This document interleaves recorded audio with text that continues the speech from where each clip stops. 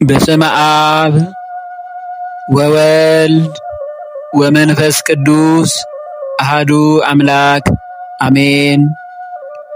ስሙ የተቀደሰና የተፈራ ነው። የጥበብ መጀመሪያ እግዚአብሔርን መፍራት ነው። ለሚያደርጓትም ሁሉ በጎ ማስተዋል አላቸው። እግዚአብሔርን የምትወዱ እግዚአብሔር የሚወዳችሁ የልዑል እግዚአብሔር ቤተሰቦች እንደምን አደራችሁ? እንደምን ዋላችሁ? እንደምን አመሻችሁ? አሜን። አምላከ ቅዱሳን ጌታችን መድኃኒታችን ኢየሱስ ክርስቶስ ስሙ ለዘለዓለሙ የተመሰገነ ይሁን። አሜን። በአራቱ ማዕዘናት በምስራቅ፣ በምዕራብ፣ በሰሜን፣ በደቡብ በሰማይና በምድር ሁሉ ያለና የሚኖር አልፋና ኦሜጋ እግዚአብሔር አምላካችን ጌታችን መድኃኒታችን ኢየሱስ ክርስቶስ ስሙ ለዘለዓለሙ የተመሰገነ ይሁን። አሜን።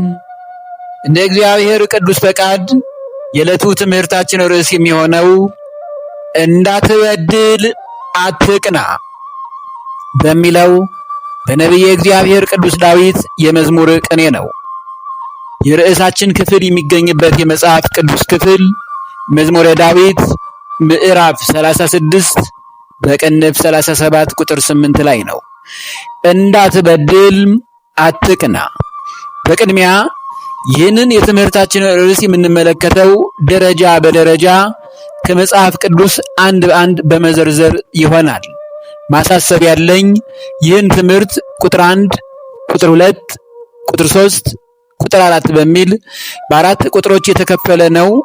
በተከታታይ ስለሚለቀቅ ይህንንም በጽሞና ሳያመልጣችሁ መከታተሉና የትምህርቱን መጨረሻ ማየቱ ለትምህርታችንም ለሕይወታችንም ስለሚጠቅም በዚህ መልኩ አጥብቄ አሳስባችኋለሁ። አንደኛ፣ የቅናት ምንጩ ሰይጣን ዲያብሎስ ነው። የቀደመው እባብ ያሁኑ ዘንዶ ዲያብሎስ የእግዚአብሔርነትን ስልጣን ያለ ስልጣኑ በመፈለጉና በትዕቢቱም ምክንያት ወደ ሲኦል ሲወረወር በእርሱ ምትክ 100ኛው ነገድ ክቡር ሰው አዳም ስለተፈጠረና የክብሩ ወራሽ እንዲሆን በልዑል እግዚአብሔር ዘንድ በመመረጡ ይኸው ክፉ ባላጋራችን ሰይጣን ዲያብሎስ ቅናት አደረበት። አዳምና ሔዋን እግዚአብሔር ከፈጠራቸው ከአምላካቸው ተቀያይመውና ተጣልተው ሕግን እንዲተላለፉ በማድረግና ተድላ፣ ደስታ፣ እፎይታ፣ እረፍት ካለባት ከርስታቸው ከገነት በማስወጣት ሌሊትና ቀን መሰናክል አጥምዶባቸው ከ7 ዓመታት ከ7 ወር ከ17 ቀናት የገነት ኑሯቸው ቆይታቸው በኋላ ዲያብሎስ በእባብ ላይ አድሮ ሕጉን ተላልፈው ለ5500 ዘመን ፍዳን መከራን አብዝቶባቸው የሞት ሞትን እንዲሞቱ አድርጓቸዋል።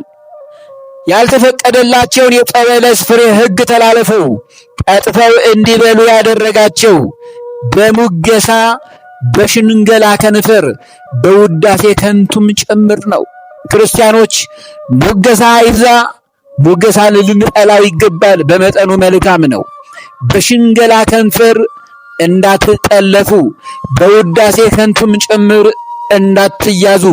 ይህ አባታችንን አዳምን ይልቁንም እናታችንን ሔዋንን እመቀመቃት የሞት ሞት የከተተ አደገኛ መጥፎ የጠላት ዲያብሎስ መሳሪያ ነውና ከንቱ ውዳሴ፣ አቦ አቦ መሰኘት፣ ምንም ሳንሰራ እኔን ጨምሮ ብዙዎች ትውልድ ካባውን ለብሰው ጽድቅ የለ የሙታን መቃብር መስለን ግን አቦ አቦ አባታችን ስንባል በዚህ ደስ አይበለን።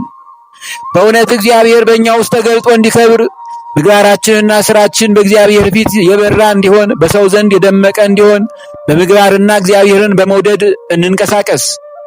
እኔን ጨምሮ ብዙዎች በእንደዚህ አይነት መንገድ አይደለም አሁን ያሉት። ይሄ ነው ውዳሴ ከንቱ፣ አደጋ አለው። ዛሬም ቢሆን እኛ ክርስቲያኖች ሙገሳን ከመውደድ ከሽንገላ ከውዳሴ ከንቱ መጠበቅ አለብን።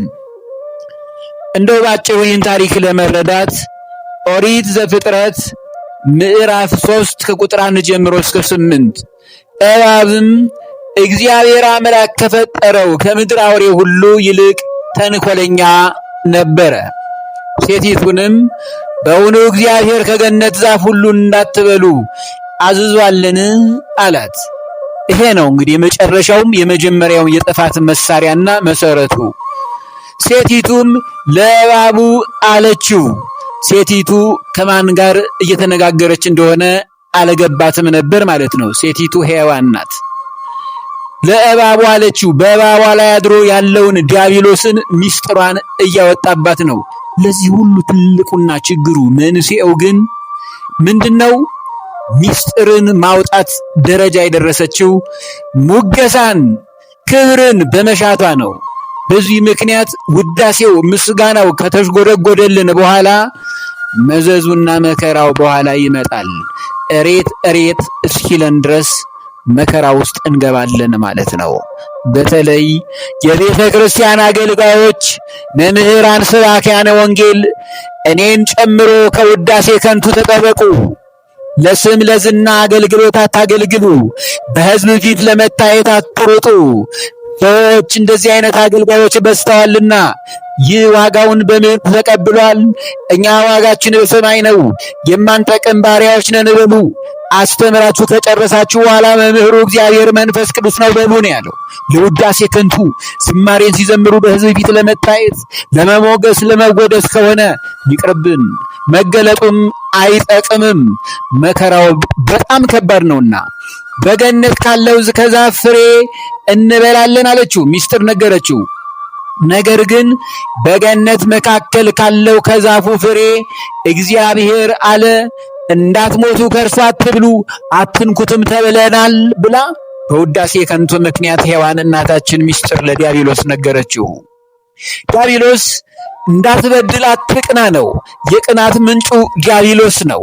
በሱ ምትክ መቶኛው ነገድ ሰው ክቡር ሰው አዳም በመፈጠሩና ወደ ገነት በመግባቱ ምክንያት እርሱ ከኢየሩሳሌም ተባሮ ስለወጣ ከገነት በኋላ ወደ ኢየሩሳሌም መሸጋገር ስለሚኖር የሰው ልጆች የጽድቅ ዋና ከተማ የዘላለም ዕረፍት ኢየሩሳሌም ስለሆነች እነዚህን ሰዎች ከገነትም ከኢየሩሳሌምም መለየት አለብኝ ሲል ወጥመዱን ጀመረ። ሲጀምር በከንቱ ውዳሴ ነው።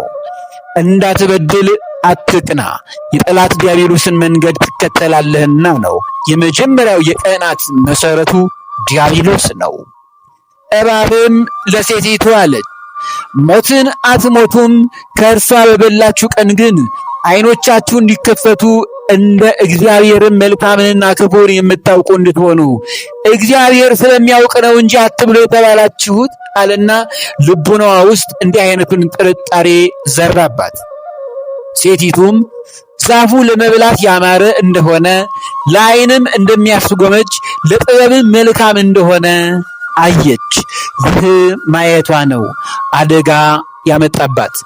የሴቶች ቆነጃጅትን አጭር ቀሚስ አይተን ውበታቸውን መልካቸውን አይተን በወደቅን ጊዜ ሔዋን ያንን ዕፀ በለስ በልታ እንደወደቀች እንደዚሁ እኛም እንሰናከላለን ማለት ነው። በሴቶች ብቻ አይደለም፣ ወንዶች በሴቶች በወንዶች ከተማለሉ በኋላ የማይገባውን ቀጥፈው ሲበሉ እግዚአብሔር ከጸጋ ላይ ጸጋቸውን ይገፍባቸዋል ማለት ነው፣ አይጨመርላቸውም። ያ እንዳይሆን መጠንቀቅ አለብን ነው። የሚያስጎመጅ ነገር በዚህች ከተማ ውስጥ እየደመቀ እያሸበረቀ ይታያልና ከፍሬውም ወሰደችና በላች፣ ለባሏም ደግሞ ሰጠችው፣ እርሱም ከእርሷ ጋር በላ። የሁለቱም ዓይኖች ተከፈቱ። የነዚህ አባታችን አዳምና ሔዋን ዓይኖች የተከፈቱት ግን እርቃናቸውን ሆነው ለማየት ነው። በበጎ ነገር አይደለም ዓይናቸው የተከፈተው። እነርሱም ራቁታቸውን እንደሆኑ አወቁ። የበለስንም ቅጠሎች ሰፍተው በእነርሱ ለራሳቸው ግልድም አደረጉ፣ ተፋፈሩ። እግዚአብሔር ጸጋውን ገፈፈባቸው። አንደኛ ውዳሴ ከንቱን መውደድ፣ ሁለተኛ እግዚአብሔር ያለውን ሕግ መጣስ፣ በሶስተኛ ከእግዚአብሔር ጸጋ ውስጥ መራቃቸው እርቃናቸውን ሆነው እንዲታዩ አደረጋቸው። የበለስንም ቅጠሎች ሰፍተው ለእነርሱ ለራሳቸው ግልድም አደረጉ። ዛሬ ልታይ የሚሉ እኔን ጨምሮ አገልጋዮች ካሉ ደብቁኝ ደብቁኝ ማለትም ይመጣው እንደ አዳምና ሔዋን ግልድም ለብሰው ሲደበቁ በጫካ ውስጥ ነው። ያ እንዳይሆን አገልጋዮች ከስም ከዝና ከክብር ይልቅ እግዚአብሔር ይክበር፣ እግዚአብሔር ይመስገን፣ ክብር ለእግዚአብሔር ይሁን የሚለውን መንፈስ ይዘው ጸጋ በጸጋ ላይ እንዲበዛላቸው ከከንቱ ውዳሴ የራቀ ትክክለኛውን የወንጌል ቃል አስተምረው ከመድረኩ ወርደው ቢቻል ከሰው ጋር ሳይገናኙ የሚሄዱበትን ከሆነም በመጠኑ ሰላምታን አድርገው የሚለያዩበትን መንገድ መፍጠር እንጂ ራስን ለውዳሴ ከንቱ እያዘጋጁ አገልጋይ መምሰል እንጂ አገልጋይ አይደለምና ተጠንቀቁ። ይሄ እውነተኛ መልእክት ነው። በጣም በብዛት በስፋት ይታያል። የበለስንም ቅጠሎች ሰፍተው ለእነርሱ ለራሳቸው ግልድም አደረጉ። እነርሱም ቀኑ በመሸ ጊዜ የእግዚአብሔርን የአምላክን ድምፅ ከገነት ውስጥ ሲመላለስ ሰሙ። አዳምና ሚስቱም ከእግዚአብሔር ከአምላክ ፊት በገነት ዛፎች መካከል ተሸሸጉ ነው። ይሄ ነው። ይህ የመጽሐፍ ቅዱስ ክፍል የሰው ልጆች ከእግዚአብሔር የተለየንበት ለ5500 ዘመን ሞትን እንድንሞት የተፈረደብን ሰዓቱን፣ ዕለቱን፣ ወሩን፣ ዓመቱን በማስተዋል ልንመረምረው ይገባናል። ለኛ ከሲኦል ወጥተን ከገነት ወጥተን ወደ ሲኦል ለ5500 ዘመን የሰው ልጅ ፍዳ ውስጥ ገብቶ ኢየሱስ ክርስቶስ መጥቶ ዓለምን እስኪያድን ድረስ የነበረው መከራ የተጀመረው በዚህ የመጽሐፍ ቅዱስ ክፍል ነው። ሶስተኛ መቃብያን ላይ ምዕራፍ 1 ከቁጥር 15 እስከ 16 ላይ የሚጠፋ በእኔም የሚስቱ ነው ያለው። ሰዎች ፈጽመው ይበዙ ዘንድ የአዳምም ልጆች ይጠፉ ዘንድ ይህንን በተናገሩ ጊዜ እኔ ደስ ይለኛል። ለሚያዋርድልኝ ለአዳም